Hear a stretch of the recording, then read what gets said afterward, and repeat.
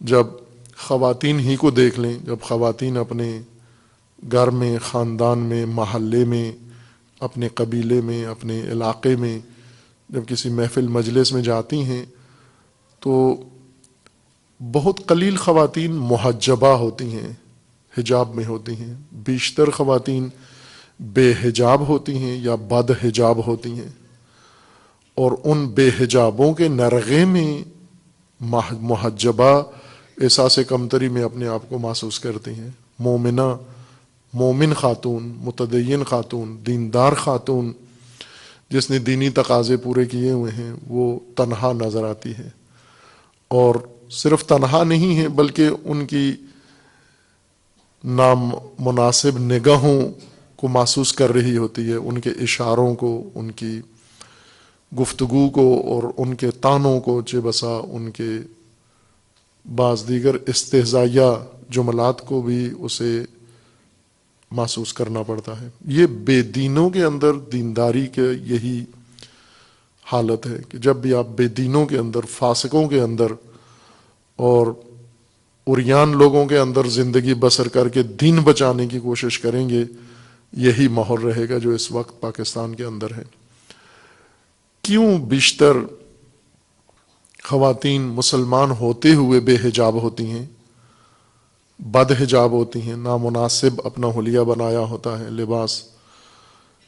شرم و حیا کا لباس نہیں ہوتا، عفت و حیا ان کی وضقت سے نظر نہیں آتی؟ کیوں ایسے ہے؟ ایسے نہیں کہ یہ بد ہیں، بری خواتین ہیں، یہ بے خبر، جاہل، نادان ہیں، بری نہیں ہیں، اپنی طینت میں اچھی ہیں، اپنی اس مزاج میں اچھی ہیں، لیکن آگاہی نہیں ہے۔ حجاب دین کا حکم ہے، لیکن اس کا فلسفہ، اس کی حکمت، اس کی غرض، اس کی غایت، اس کا نتیجہ، اس کا ثمرہ اسے معلوم نہیں ہے۔ خود بھی حجاب اتار دیا ہے، اور جس نے حجاب پہنا ہوا ہے،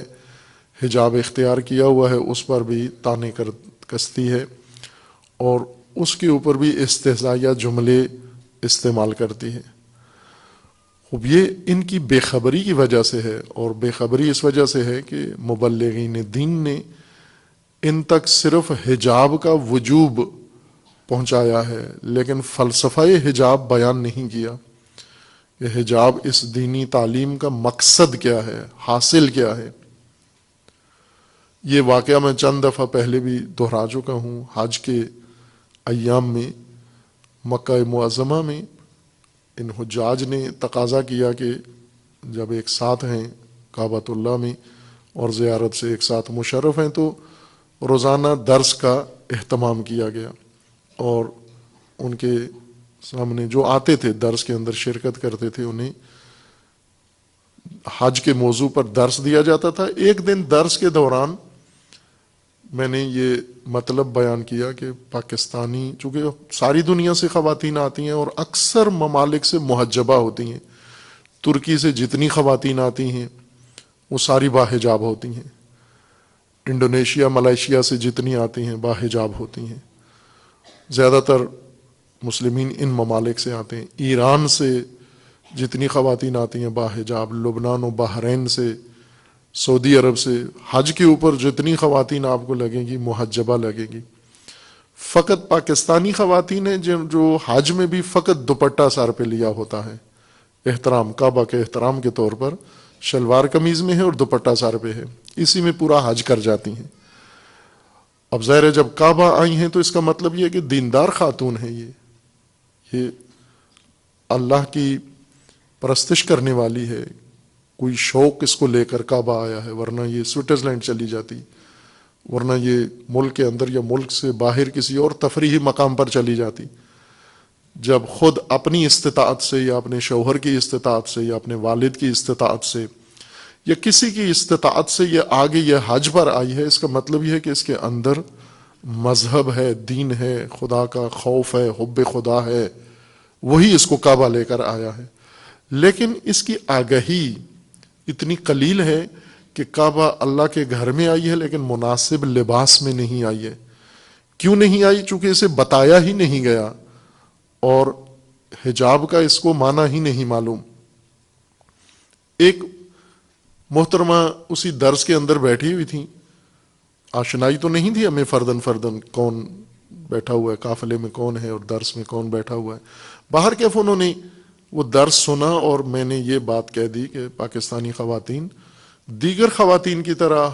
جتنی حاجیہ آتی ہیں باقی دنیا سے اور محجبہ ہوتی ہیں، اے کاش ہمارے ملک و وطن کی خواتین بھی ان کی طرح باحجاب ہوتی، کعبہ میں کم از کم باحجاب ہوتی. انہیں بہت بری لگی یہ بات ان محترمہ کو، اور درس کے بعد آ کر انہوں نے باقاعدہ اعتراض کیا اور سخت الفاظ میں تند طریقے سے اعتراض کیا اور کہا کہ آپ بہت ہی شدت پسند ہیں اور آپ نے یہ بات کی ہے کہ خواتین دوپٹے میں حج کر کے چلی جاتی ہیں. دوپٹے میں حج میں کیا حرج ہے؟ اللہ تو دل کے معاملات جانتا ہے، دوپٹوں سے تو نہیں مربوط. خوب اس طرح کی انہوں نے کافی باتیں کر دیں. قریب ہی ایک چھوٹی سی بچی، شاید 9-10 سال کی عمر کی ایک بچی کھڑی ہوئی ہماری باتیں سن رہی تھی،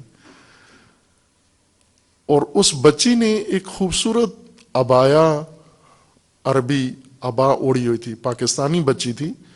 لیکن اپنے والدین کے ساتھ حج پہ آئی ہوئی تھی، ابھی بلوغ کی عمر میں پہنچی اور اللہ نے اسے توفیق دے دی، وہ بھی اس میں شامل تھی. وہ خوبصورت عبایا مقنا اس نے اوڑھا ہوا تھا، اوپر اس نے کالی عبا پہنی ہوئی تھی. اور ان محترمہ کی جب بات میں نے، مجھے معلوم نہیں تھا یہ کون ہے، بعد میں پتہ چلا کہ وہ کسی سیکرٹری یا وزیر کی زوجہ تھیں. ان کے میاں حکومتی اعلیٰ عہدے پر تھے اور یہ خود بھی تعلیم یافتہ تھیں، کسی عہدے پر فائز تھیں. باہر کیف انہیں بہت برا لگا یہ بات کہ آپ نے مکہ میں کیوں کہا کہ خواتین دوپٹے میں آتی ہیں پاکستانی. میں نے ان سے کہا کہ آپ حجاب، آپ وہ استدلال کرنے لگیں کہ حجاب کی آیت بتائیں، حجاب کی روایت بتائیں. مجھے معلوم تھا اب یہ نہیں جانتی تو ان کے سامنے آیتیں اور روایتیں بے سود ہے. میں نے انہیں کہا کہ آپ چھوڑ دیں کہ اللہ نے حجاب کا کیا حکم دیا ہے، رسول اللہ نے کیا دیا ہے، شریعت میں اور فقہ میں کیا حکم ہے، اسے آپ رہنے دیں. مجھے صرف یہ اس سوال کا جواب دیں کہ اس وقت آپ پاکستانی شلوار قمیض میں ہیں اور سر پہ دوپٹہ ہے آپ کے. ظاہر دوپٹے میں سارا سر تو نہیں چھپتا، وہ خصوصاً جس طرح اڑتی ہیں عموماً خواتین دوپٹہ، تو وہ پورا حجاب بنتا ہی نہیں ہے، سر بھی ننگا، چہرہ بھی ننگا، گردن بھی ننگی. میں نے ان سے یہ عرض کیا کہ آپ مجھے یہ بتائیے کہ یہ چھوٹی سی بچی کھڑی ہوئی ہے حجاب کے ساتھ، آپ اتنی محترم خاتون ہیں، آپ مجھے یہ بتائیں کہ کون باوقار نظر آ رہا ہے؟ آپ باوقار لگ رہی ہیں اس لباس میں یا یہ بچی چھوٹی سی باوقار لگتی ہے؟ یہ سن کر پھر خاموش ہو گئیں، کچھ بھی نہیں کہا اور وہاں سے چلی گئیں. مجھے احساس ہوا کہ شاید اور برا لگا ان کو، پہلے بھی بہت بری لگی ان کو بات، اب مزید یہ تشبیہ یا یہ موازنہ اور برا لگا ان کو. وہاں سے چلی گئیں، اسی کاروان میں تھیں لیکن اس کے بعد میں نے انہیں کہیں بھی دیکھا نہیں، دور دور رہتی تھیں، نہ درس میں آئیں نہ. آخر میں حج جب ہو گیا، ختم ہو گیا، منا کے آخری قیام منا کا آخری دن تھا ظاہراً، تو اس وقت وہ آئیں اور اسی طرح کی عبا میں ملبس تھیں جس طرح کی عبا اس چھوٹی بچی نے اڑی ہوئی تھی، اور کہا کہ میں آئی ہوں، حج ہو گیا ہے اور میں معذرت کرنے آئی ہوں، معافی مانگنے آئی ہوں آپ سے کہ میں نے وہ پہلے دن حج سے پہلے ہی وہ تندی انہوں نے دکھا دی تھی، کہ اس وقت میں نے جو تندی دکھائی اور سختی نامناسب طریقے سے، وہ اس پر میں معذرت کرنے آئی ہوں. تو میں نے کہا نہیں، معذرت کی ضرورت نہیں ہے، بس یہی جو میں نے آپ کو حجاب میں دیکھ لیا تو یوں سمجھیں کہ آپ نے بہت بڑا سفر اس حج میں طے کر لیا ہے. اور کہا کہ وہی جملہ جو آپ نے کہا تھا کہ کون باوقار لگتا ہے، آپ باوقار ہیں اس لباس میں یا یہ بچی باوقار ہے. تو میں پورے حج میں یہی سوچتی رہی کہ وقار تو میرے وجود سے کہیں سے بھی نظر نہیں آتا، ظاہر نہیں ہوتا، چونکہ میں نے جو حلیہ اپنا بنایا ہوا ہے وہ باوقار خواتین والا نہیں ہے، اور میں جس باحجاب کو دیکھتی تھی اور فوراً دیکھتی تھی کہ میں باوقار لگ رہی ہوں یا یہ باوقار لگ رہی ہے، تو مجھے اسی حج کے اندر ہی یہ احساس ہو گیا، یقین ہو گیا کہ حجاب میں خاتون زیادہ باوقار نظر آتی ہیں۔ پھر اس نے باہر کے وہ اختتام تھا اور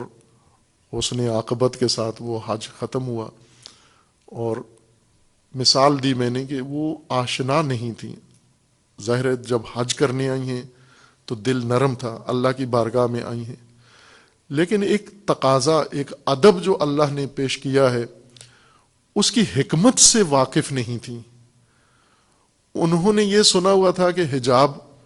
یہ مولانا لوگوں نے لازمی قرار دیا ہے، ورنہ عورت اور مرد میں کیا فرق ہے، اور حجاب کوئی ایسی لازمی چیز نہیں ہے۔ جس ماحول تہذیب سے گئی تھی اس میں غیر ضروری چیز حجاب تھا، لیکن جب انہیں حکمت مشاہدہ کی، انہوں نے نہ سنی، مشاہدہ کی کہ حجاب کی ایک حکمت شخصیت کا وقار ہے، خواتین کی شخصیت کا وقار ہے۔ آپ مردوں میں بھی یہ دیکھتے ہیں کہ دو طرح کا لباس ہوتا ہے، کچھ مرد ہوتے ہیں جنہوں نے تنگ لباس پہنا ہوتا ہے، تنگ پتلونیں پہنی ہوتی ہیں، ان کے اوپر اور زیادہ تنگ شرٹیں پہنی ہوتی ہیں اور آدھے بازوؤں والی شرٹیں پہنی ہوتی ہیں۔ آج کل تو ویسے ایک نسل پیدا ہوئی ہے جو پھٹی ہوئی پتلونیں پہنتے ہیں، پھٹی ہوئی نہ ہو تو اس کو پھاڑ کے پہنتے ہیں، یہ نئی نسل پیدا ہوئی ہے، پھٹے ہوئے کپڑے پہن کے، فیشن کا ایک حصہ ہے۔ خوب ان کے ساتھ ہی اگر ایک انسان مکمل لباس میں ہو، پورے لباس میں ہو، شلوار قمیض میں ہو، اچھی شلوار قمیض سلی ہوئی ہو اور دھلی ہوئی ہو اور استری ہو، تو آپ اس غلیل کو دیکھیں جو پتلون میں پھنسا ہوا ہے، اور ساتھ ہی اس انسان دوسرے کو دیکھیں، کون باوقار لگتا ہے؟ نہیں لگتا، یہ حلیہ نہیں لگتا، یہ غلیلیں باوقار نظر نہیں آتی۔ جنہوں نے شرٹیں بغیر آستین کی شرٹیں پہنی ہوتی ہیں، بازو ننگے کیے ہوتے ہیں، ہر اندام جسم کا نمایاں کر کے باہر آتے ہیں، یہ بالکل باوقار نہیں لگتے، اوچھے لگتے ہیں، چھچھورے لگتے ہیں، ہلکے نظر آتے ہیں، سبک نظر آتے ہیں۔ اس کے بجائے جب کوئی بچہ ہو یا بڑا ہو، یہیں لاہور میں کسی شادی میں قدیم ایام کی بات ہے کہ شادی کا موقع ملا، ایک چھوٹا سا بچہ 5-6 سال کا، وہ پنجابی لباس میں تھا، خالص پنجابی لباس، دھوتی، چھوٹے سے بچے نے دھوتی باندھی ہوئی تھی، اوپر کرتا تھا اس کے، اور اوپر پگ رکھی ہوئی تھی اس نے۔ کسی ایسے خاندان کا تھا جہاں یہ روایات شاید ابھی تک باقی ہیں۔ وہ اتنا اچھا لگا مجھے وہ بچہ وہاں پر اس اپنے مقامی دیسی لباس کے اندر، کہ دھوتی باندھی ہوئی، ظاہر شادی کا لباس تھا اور زیادہ خوبصورت، اور بچہ بھی تھا، اس سے اتنا جچ رہا تھا وہ، میرا جی چاہ رہا تھا کہ اس کی تصویر بنا کے سب کو بتاؤں کہ یہی پہنا کرو، یہ اس میں تم باوقار لگتے ہو، اوچھے اور چھچورے نہیں لگتے۔ لیکن ماحول تہذیب انسان پر ٹھونستی ہے، یہ چیزیں تحمیل کرتی ہے۔ یہ متدینین کے گھروں میں آپ دیکھیں، حتیٰ علماء کے گھروں میں بھی ان کے بچے بچیاں بھی یہی لباس پہنتے ہیں جو تہذیب نے انہیں سکھایا ہے، جو ٹھونسا ہے انہوں نے وہ اپنا لیا ہے، اور وہ بھی باوقار لباس پہننا پسند نہیں کرتے۔ اسی طرح دین کے ہر شعبے میں اگر ہم دیکھیں، متدینین کو شرمندگی کا سامنا کرنا پڑتا ہے۔ باحجاب کی میں نے مثال دی ہے، داڑھی والے مرد جہاں چلے جائیں انہیں شرمندگی کا سامنا کرنا پڑتا ہے۔ اگر نماز کے وقت کوئی مرد یا عورت محفل چھوڑ کے نماز پڑھنے چڑھی جائے تو اسے شرمندگی کا، اول تو اس شرمندگی سے بچنے کے لیے اٹھتے ہی نہیں ہیں، نماز کے لیے جاتے ہی نہیں ہیں، قضا ہو جاتی ہے، یا دیکھتے رہتے ہیں آخری 5 منٹ میں اگر وقت ملا تو پڑھ لیں گے۔ اگر کہہ دیں لوگوں کو جی وقت نماز ہے، ہم جا رہے ہیں نماز پڑھ کے آتے ہیں، تو عجیب نگاہوں سے ان کو دیکھا جاتا ہے۔ مسلمان معاشرے کے اندر دینی احکام، دینی ضوابط، دینی سیرت، دینی کردار کیوں اس حالت میں جا پہنچا ہے؟ اس کی ایک بڑی وجہ، ایک وجہ اور بھی وجوہات ہیں، ایک وجہ یہ ہے کہ دین کو اس کی حکمت کے ساتھ پیش نہیں کیا، دین اپنے غرض و غایت اور اپنے فلسفے کے ساتھ نہیں پیش کیا، دین کو فقط ایک ضابطے کے طور پر پیش کیا ہے، فلسفے کے طور پر نہیں پیش کیا۔ اگر دین کی حکمتیں بھی ساتھ ذکر کی جاتی، ہر چیز جو بیان کی جاتی ہے اس کی حکمت بھی ہمراہ بیان کی جاتی، وہی حکمت جو قرآن کریم میں اللہ تعالیٰ نے بیان فرمائی ہے، وہی حکمت جو رسول اللہ صلی اللہ علیہ وآلہ وسلم کے کلام نورانی میں موجود ہے، وہی حکمتیں جو اولیاء دین و ائمہ اطہار علیہ السلام نے ذکر فرمائی ہیں، وہی حکمتیں دین کی جو حضرت زہرا سلام اللہ تعالی علیہا نے پیش کی ہیں، اگر یہ حکمتیں ساتھ بیان کی جاتی پھر رغبت بڑھ جاتی، پھر بے دین کو شرمندہ ہونا پڑتا، مسلمان معاشرے کے اندر فاسق اور فاجر کو شرمندہ ہونا پڑتا، آج مومن کو شرمندہ ہونا پڑتا ہے، متدین کو شرمندہ ہونا پڑتا ہے، اسے اپنا دین باقی رکھنے کے لیے بہت کچھ بھگتنا پڑتا ہے، جھیلنا پڑتا ہے، جبکہ بے دین بالکل آزاد ہیں اور ان کی طرف کوئی ایسی اشارہ یا نگاہ بھی نہیں ہوتی تعجب کی کہ تم تو بڑے بے دین ہو، مسلمان ہوتے ہوئے بے دین ہو، نماز کا وقت ہو گیا ہے تم نماز نہیں پڑھ رہے، خاتون ہوتے ہوئے تم حجاب میں نہیں ہو، مومن مرد ہوتے ہوئے مناسب لباس میں نہیں ہو۔ آج کوئی بھی بلکہ تحسین کرتے ہیں، جتنی عریانی زیادہ ہو، جتنی بے حیائی زیادہ ہو، جتنا لباس نامناسب تر ہو، اتنی تحسین زیادہ ہوتی ہے، بلکہ جن کا لباس نہیں ہے اس طرح کا وہ وہاں سے ڈیزائن اتار لیتے ہیں۔ اگر کوئی عورت کسی محجبہ عورت کسی غیر محجبہ کو دیکھے اور اس کی بے حیائی کے لباس کا باقاعدہ تصویر بنا لے گی، ڈیزائن اتار لے گی کہ میں نے بھی ایسا ہی سلوانا ہے۔ اگر کوئی بچہ جوان کسی دوسرے جوان مسلمان کو دیکھے نامناسب لباس پہنتے ہوئے، اسی طرح سے ڈیزائن اتار لیتا ہے، اور پھر اس کے علاوہ حلیہ جو بناتے ہیں عورتیں مرد، یہ اس وجہ سے ہے کہ دیندار ہونے میں شرمندگی کیوں ہے؟ چونکہ دین کی حکمتیں معلوم نہیں ہیں، دین کے احکام معلوم ہیں، حکمتیں معلوم نہیں ان احکام کی، سوجھ بوجھ رکھتے ہوئے، علم رکھتے ہوئے بھی دین کی طرف رغبت نہیں ہے۔ جناب سیدہ اب اس امت کو جو سختی سے پابند تھی دین کی، وہ لوگ ایسے نہیں تھے جن کو جناب سیدہ خطاب فرما رہی ہیں، وہ دین میں سست نہیں تھے، دین میں لاپرواہ نہیں تھے،